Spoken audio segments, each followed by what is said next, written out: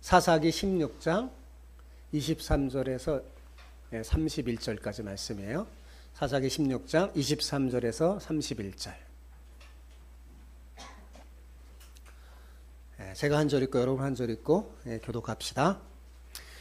블레셋 사람의 방백들이 이르되 우리의 신이 우리 원수 삼손을 우리 손에 넘겨주었다 하고 다 모여 그들의 신 다곤에게 큰 제사를 드리고 즐거워하고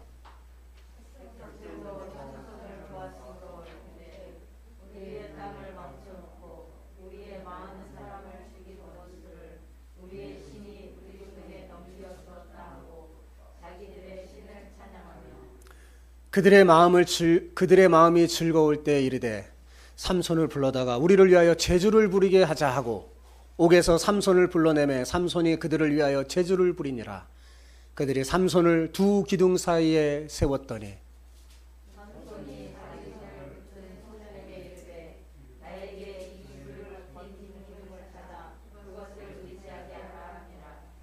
그 집에는 남녀가 가득하니 블레셋 모든 방백들도 거기에 있고 지붕에 있는 남녀도 3,000명가량이라. 다 삼손이 제주 부리는 것을 보더라. 삼손이 여호와께 부르짖으되 주 여호와여 구하옵나니 나를 생각하옵소서. 하나님이여 구하옵나니 이것만 나를 강하게 하사 나의 두 눈을 뺀 블레셋 사람에게 원수를 단번에 받게 하옵소서 하고 삼손이 집을 버틴 두 기둥 가운데 하나는 왼손으로 하나는 오른손으로 껴 의지하고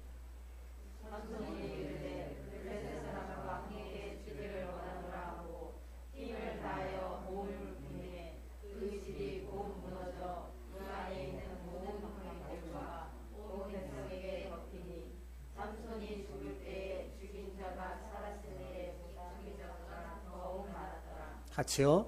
그의 형제와 아버지의 온 집이 다 내려가서 그의 시체를 가지고 올라가서 소라와 에스다롤 사이 그의 아버지 마노아의 장지에 장사하니라. 삼손이 이스라엘의 사사로 20년 동안 지냈더라. 아멘. 우리가 방금 읽은 이 본문이 삼손 이야기의 마지막입니다.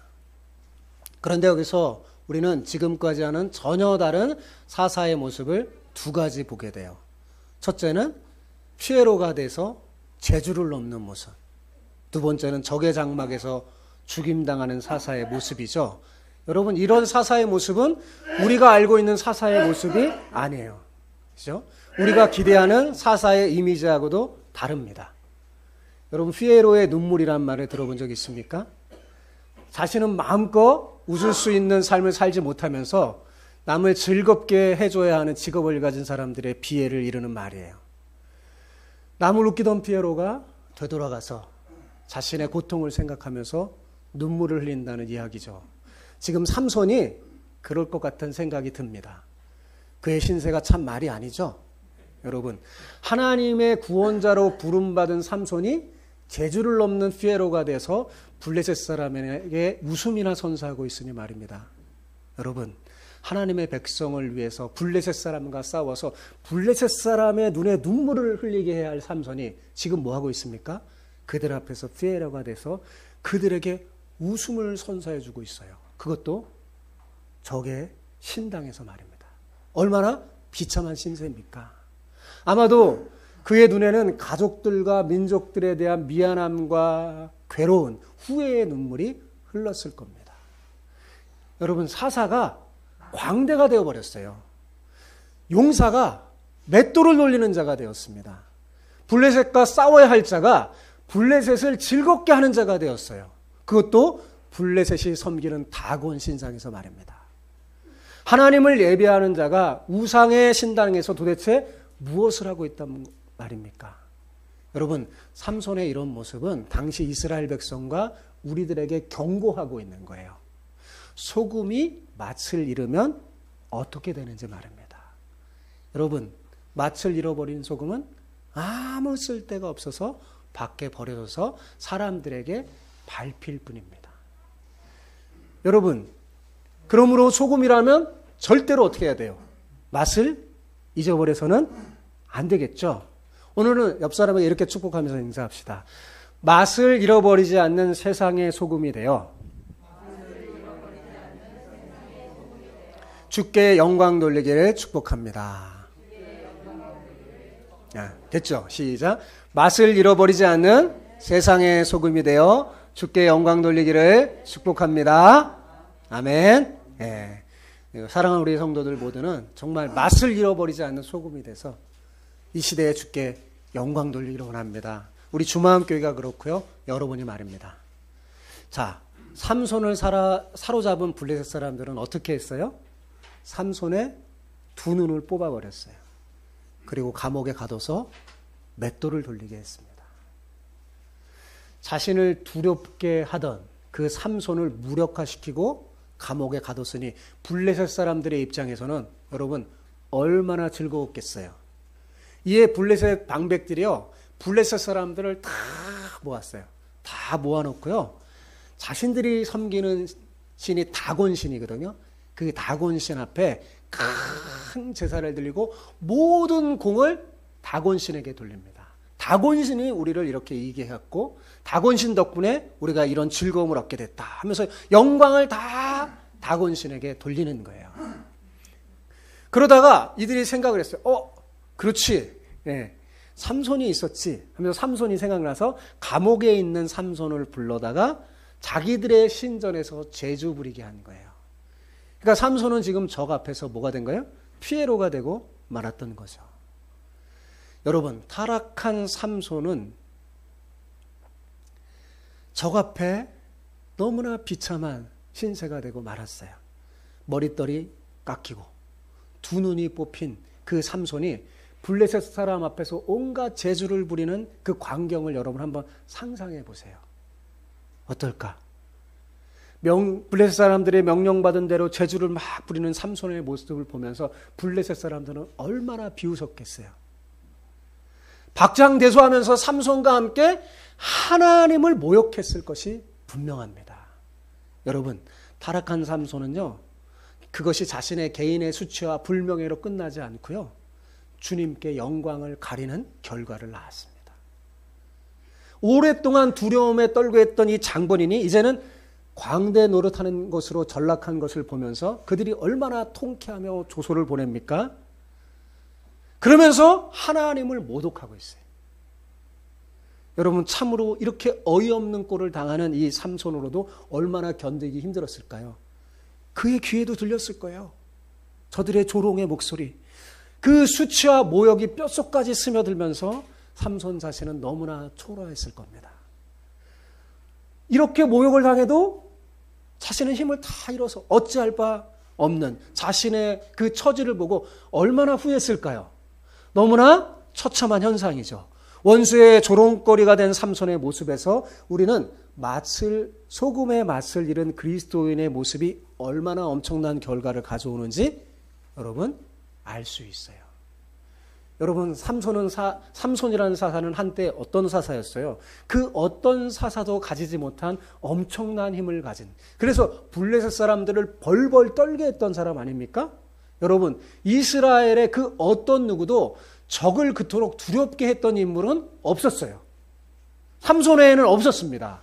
그가 만약 하나님의 거룩한 언약을 믿고 거룩한 언약 전쟁에 충실했다면 블레셋 사람들로부터 이스라엘을 구원해내서 민족의 영웅으로 존경과 사랑을 받았고요, 사사기는 다시 기록됐을 겁니다. 그러나 한순간 자기 신앙을 관리하지 못함으로 말미암아 원수의 조롱거리가 되는 비극의 주인공이 되고 말았어요. 그런데 여러분, 여기서 우리가 생각해야 될 심각한 문제는 뭐냐면 삼손의 비극은 개인의 비극으로 끝나지 않는다는 거예요. 그들이 뭐라고 막 승전가를 부릅니까? 우리의 신이 우리의 원수 삼손을 우리 손에 붙였도다. 누가요? 우리의 신 다곤이. 이 블레셋 사람의 승전가 속에는요, 하나님을 향한 도전이 있습니다. 그것이 문제예요. 삼손만 비참해지는 게 아니라 너희들이 믿는 신 별거 아니구나. 예. 우리의 신이 이겼다. 라고 지금 하나님을 모독하는 게 문제입니다. 삼손으로 인해서 지금 어떻게 되고 있어요? 하나님의 이름이 더럽혀지고 있는 거죠. 이것이 하나님의 이름을 망령되게 일컫는 거 아니겠어요? 적의 신인 다곤은 찬양받고 이스라엘의 신인 하나님은 지금 뭐예요? 모독받고 있습니다. 누구로 인해서요? 삼손으로 인해서. 이 삼손의 모습은 타락한 이스라엘의 모습을 보여주는 거울이에요. 이스라엘은 본래 하나님과 언약을 맺은 백성으로 거룩한 제사장으로 부름받은 민족입니다. 자, 출애굽기 19장 5절 6절을 같이 한번 읽어볼까요? 세계가 다 내게 속하였나니 너희가 내 말을 잘 듣고 내 언약을 지키면 너희는 모든 민족 중에서 내 소유가 되겠고 너희가 내게 대하여 제사장 나라가 되며 거룩한 백성이 되리라. 너는 이 말을 이스라엘 자손에게 전할지니라. 자, 여기 보면 하나님이 이스라엘과 언약을 맺을 때 이스라엘을 어떤 존재로 불렀는지 알 수 있죠. 어떤 존재요? 거룩한 제사장.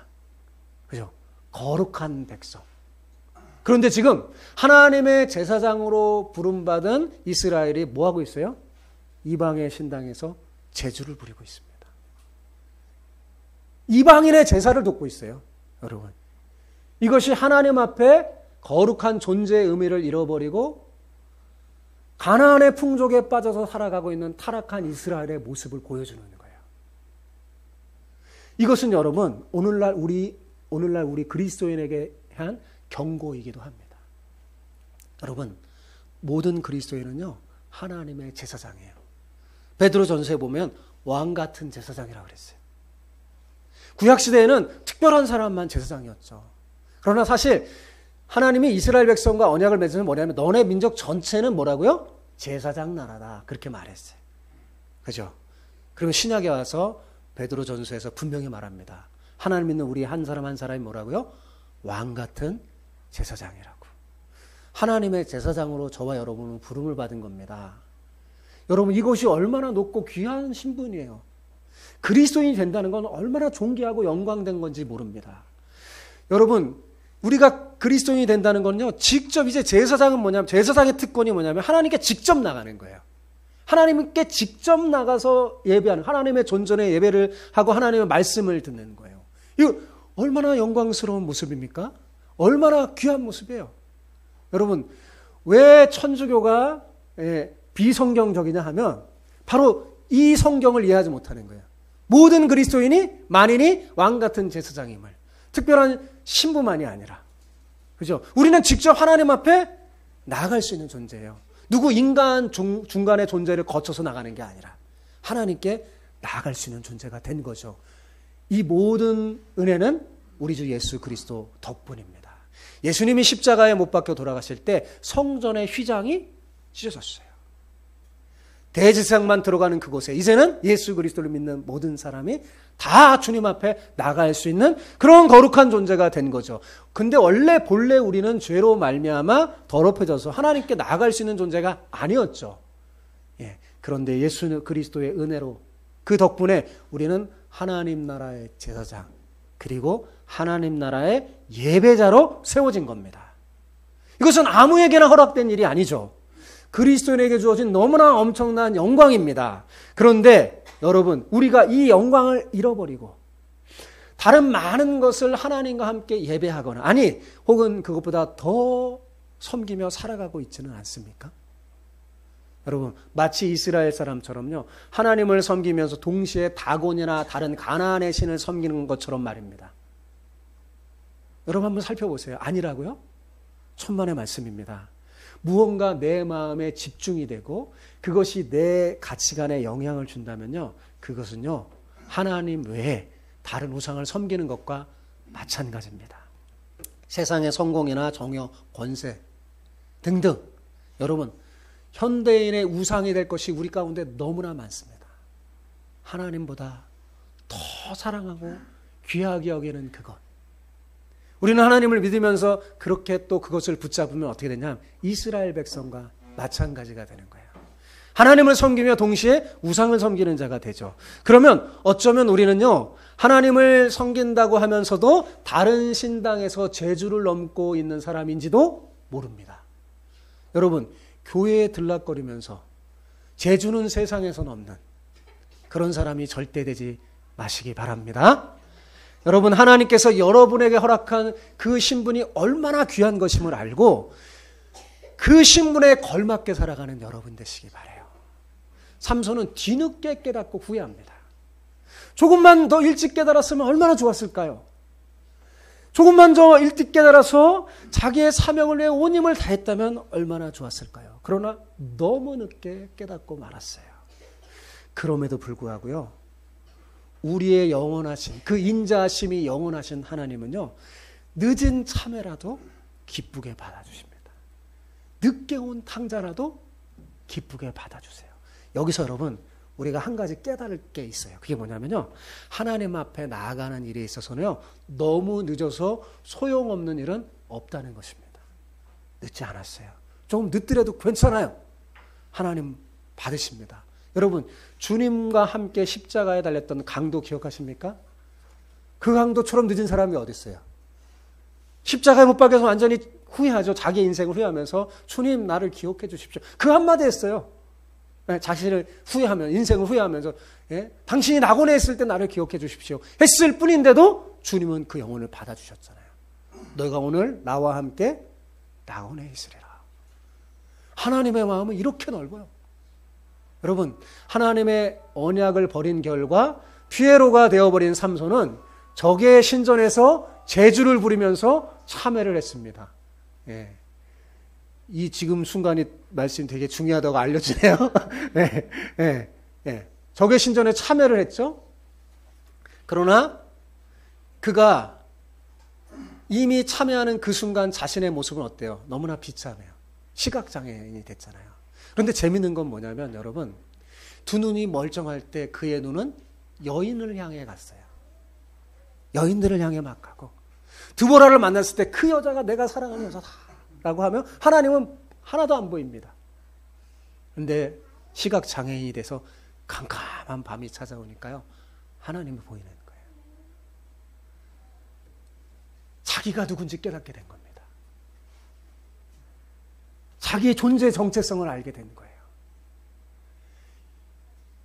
너무나 늦었죠. 시각장애인이 돼서 누군가 손을 잡고 인도하지 않으면 갈 수 없는 존재가 됐어요. 그래서 눈이 장님이 된 채 제주를 부르는데 자기를 돕는 그 옆에 있는 소년에게 말합니다. 이 건물에 이 집을 버틴 기둥을 찾아다가 나 좀 데려가 다오. 왜요? 한 번만 하나님이 힘을 주신다면 내가 좀 뭔가 하나님을 위해서 할 수 있겠다라는 생각에 그렇게 부탁합니다. 피에로가 되어버린 삼손을 보기 위해서 블레셋 사람들이 얼마나 많이 나왔는지 본문 27절에 이렇게 말합니다. 그 집에는 남녀가 가득하니 블레셋 모든 방백들도 거기 있고 지붕에 있는 남녀도 몇 명이요? 3,000명가량이라. 다 삼손이 제주 부리는 것을 보더라. 이렇게 기록하고 있어요. 그러니까 다곤 신산에서 이 삼손을 보기 위해서 이 얼마나 큰 블레셋을 두렵게 했던, 덜덜 떨게 했던 사람이 지금 피에로가 돼서 제주 부리니 얼마나 보고 싶겠어요. 여기저기서 다 모인 거예요. 거기 신당에 모일 수 있는 아주 최대한의 사람이 지붕까지 각차서 탁 모여 있는 겁니다. 이때 삼손이 하나님께 간구하죠. 자신의 생사를 걸고 목숨을 걸고 간구합니다. 절박한 심정으로 부르짖죠.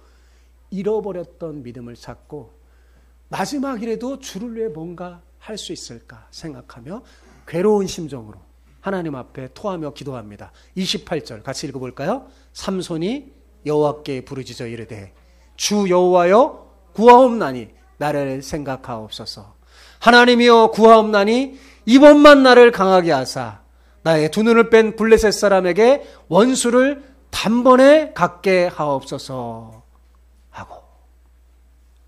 여러분, 지금까지는 하나님의 언약을 버리고 자기 마음대로 살았던 삼손은요, 하나님 앞에 이렇게 부르짖은 적이 없어요. 한 번 있었죠. 자기 목말랐을 때. 그죠? 목말랐을 때 그때 하나님. 그 외에는 성경에 보면 부르짖고 기도했다는 모습이 잘 안 보입니다. 모세나 여호수아 보세요. 그죠? 하나님 앞에 부르짖고 기도하는 모습이 자주 등장하죠. 삼손은 그런 게 없어요. 그런데 지금 마지막 뒤늦은 참회로 하나님 앞에 부르짖죠. 자신의 생명을 드리겠다고. 그죠? 비천한 생명을 유지하느니 차라리 제물이 돼서 자신의 생명을 들여서 이스라엘을 블레셋 손에서 구원해내기 위한 그 사사 역할을 조금이라도 감당하고 싶었던 것입니다. 비록 늦은 감은 있었지만 삼손의 결심은 잘한 거죠. 지금 이 위기를, 이 고통을, 이 실패를, 이 비참함을 극복할 수 있는 길은 오직 주 하나님밖에 없음을 알고 삼손은 간절히 기도한 겁니다.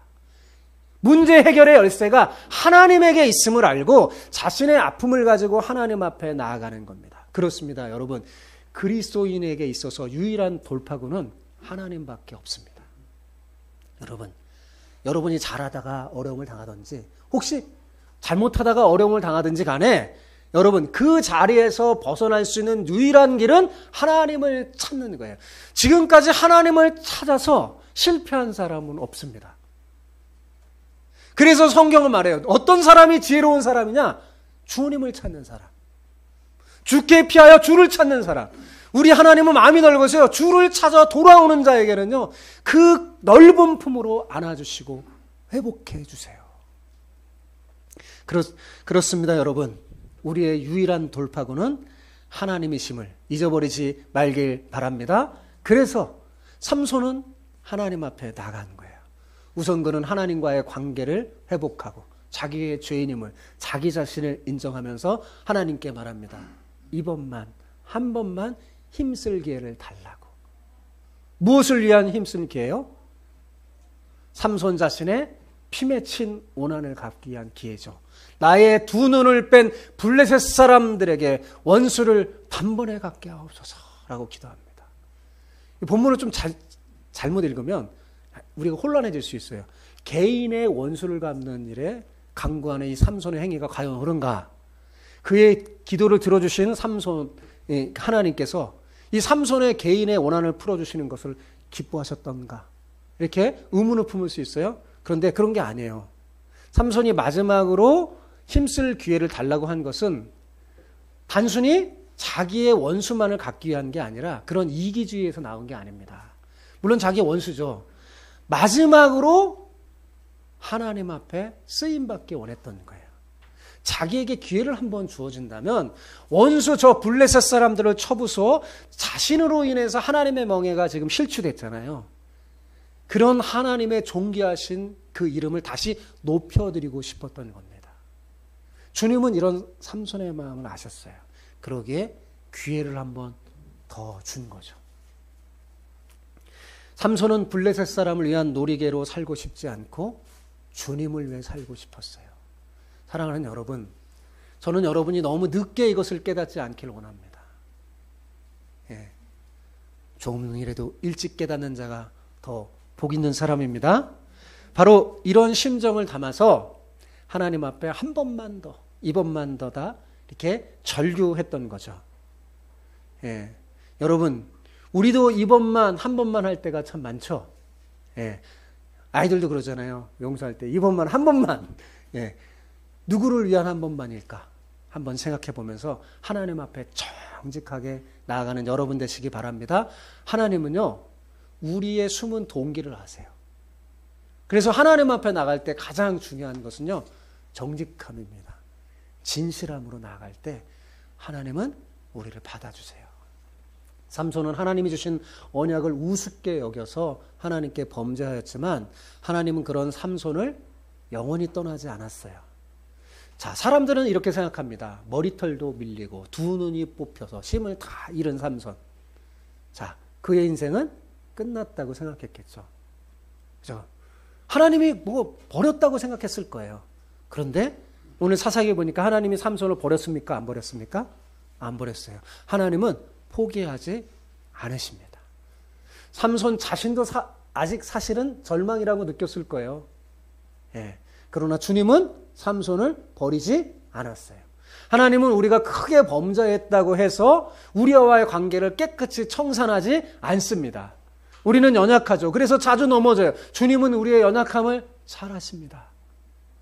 그래서 연약한 우리가 하나님께 나와 부르짖고 다시금 이원만 하면서 부르짖을 때마다 하나님이 외면하지 않으시는 거예요.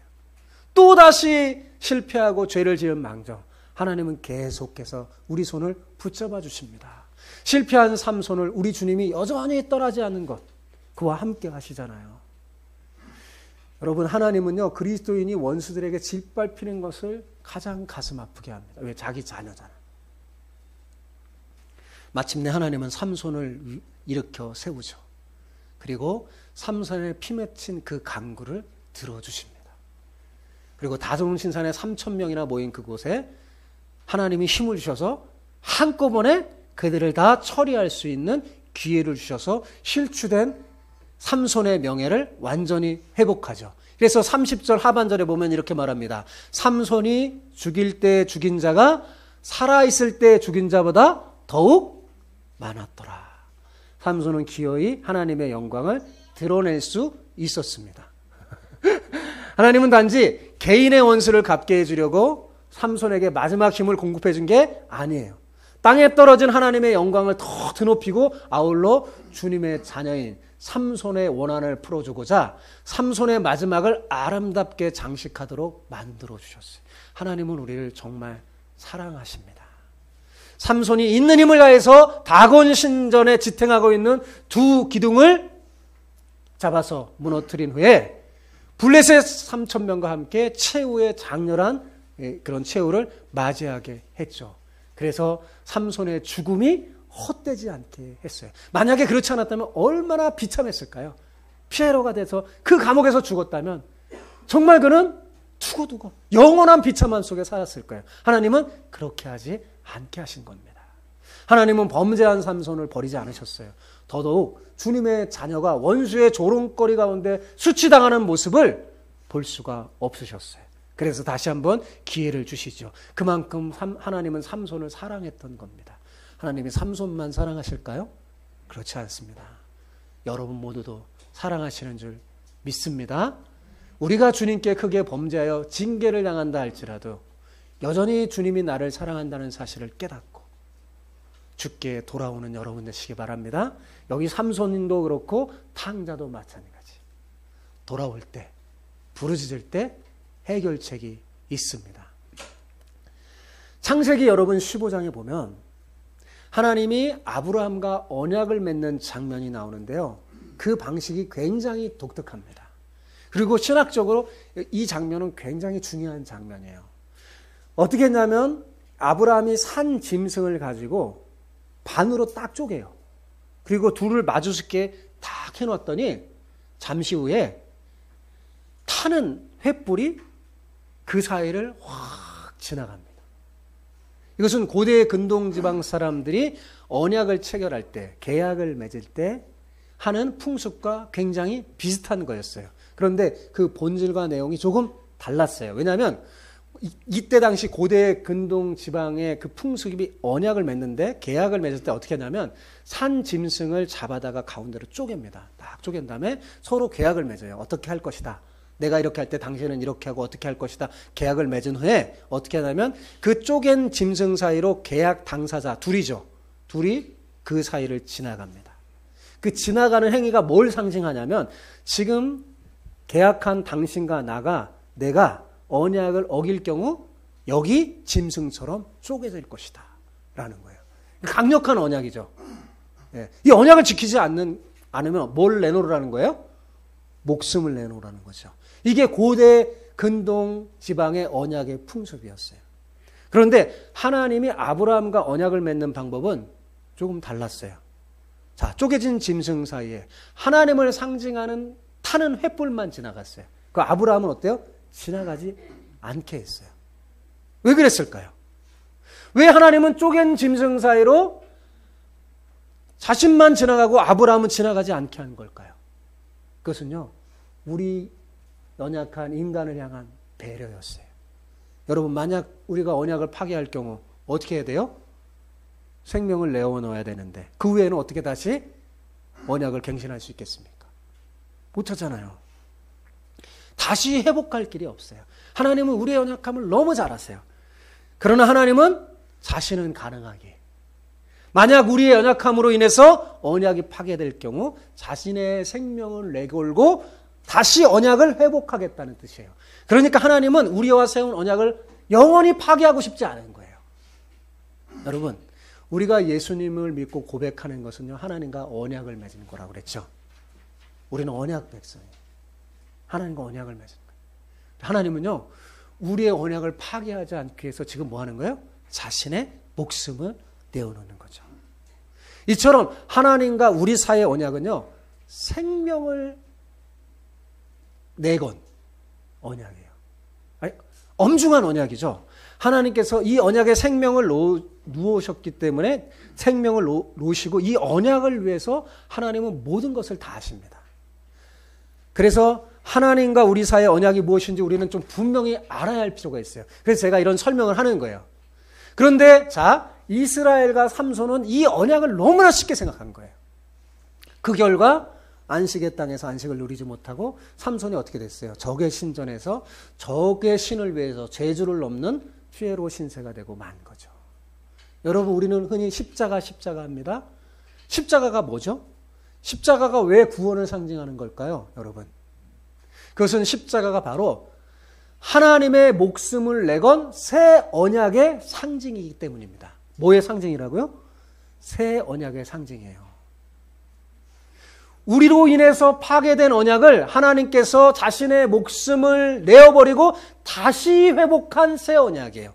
제가 왜 새 언약이라고 했냐면 인간이 파괴했거든요. 근데 십자가로 어떻게 해요? 다시 언약을 회복했어요. 그래서 예수님께서 제자들에게 최후의 만찬의 자리에서 뭐라고 했어요? 내 잔을 마시라 하면서 이것을 뭐예요? 이것은 새 언약이라 그랬어요. 자신의 피로, 자신의 죽음으로 다시 회복한 새 언약이라. 그것을 상징하는 게 뭐예요? 그게 십자가예요. 그래서 십자가가 기독교를 상징하는 겁니다. 예수님은 이 언약을 위해서 실제로 어떻게 했어요? 자기 목숨을 내어놨죠. 그것이 십자가입니다. 여러분, 그래서 아무도 여러분의 구원을 건드릴 수 없는 거예요. 하나님이 자신의 생명을 걸고 이루신 구원이기 때문에 그렇죠. 그러므로 십자가는 하나님의 언약의 신실함이며 파괴되지 않는 영원한 언약의 도장이에요. 피와 생명으로 그 언약을 지키시고 하나님의 백성을 위하시는 하나님의 신실함이 이 십자가라는 상징 속에 담겨져 있는 겁니다. 사랑하는 성도 여러분, 여러분은 그리스도인이십니까? 그렇다면 여러분에게 이런 구원, 하나님이 자신의 생명을 내건 약속이 담겨있는 이런 보배로운 구원이 주어졌다는 사실을 잊어버리지 마시기 바랍니다. 그래서 여러분의 구원이 흔들리지 않을 거라고 로마서 8장에 그렇게 도장처럼 문서로 적어주신 거예요. 그리고 하나님은 생명을 내걸고 지키십니다. 그렇다면 동시에 여러분은 이걸 알아야 돼요. 내 생명은, 내 구원은, 이제는 내 생명은 내 것이 아님을 알아야 합니다. 여러분의 생명이 여러분의 것이 아니에요. 성경은 계속 말해요.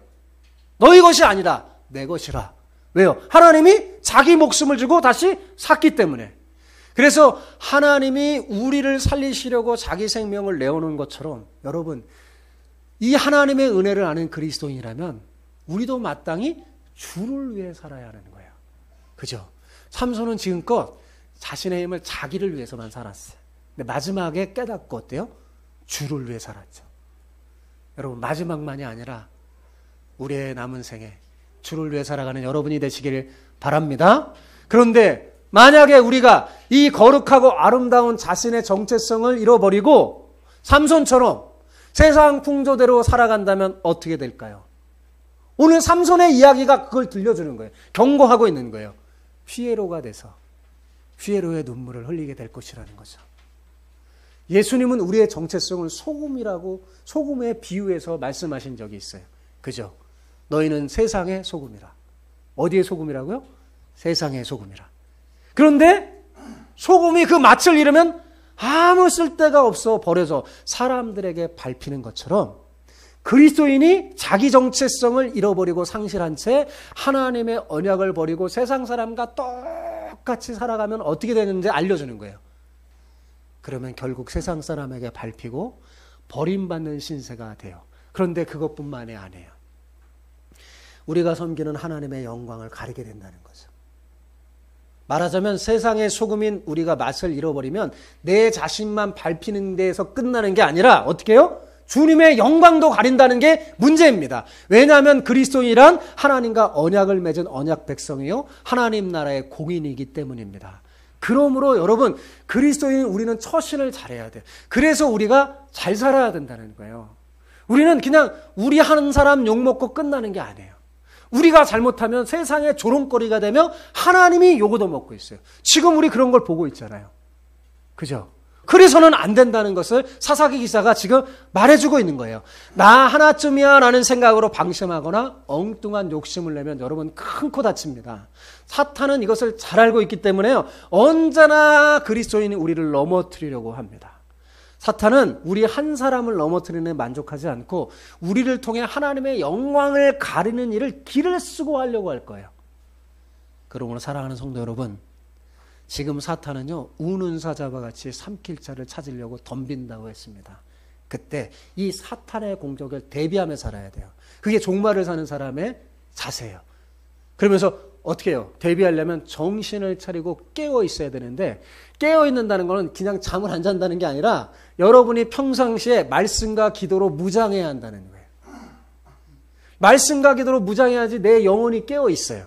그리고 예수님이 십자가에서 이미 사실은 이 영적 전쟁을 승리했거든요. 그러면서 예수님 말했어요.